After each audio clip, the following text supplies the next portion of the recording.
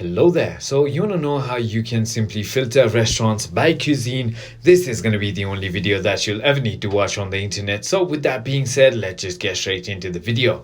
First things first, simply go ahead and open your Zomato application. And once you've done that, as you can see, it will ask you to create a location or your location. Once you've entered your location, all you need to do is tap on this filters icon right over here, and now this is where you can simply go ahead and scan through in order to go ahead and apply filters. You can also sort by a lot of other things right over here. However, what we're looking for is cuisines, so in order for that you need to just simply go ahead and search right over here whatever you want to have. So for example, if you want to have Chinese, click on search for Chinese and click on see all restaurants. As you can see, it's going to filter everything to keep it just Chinese.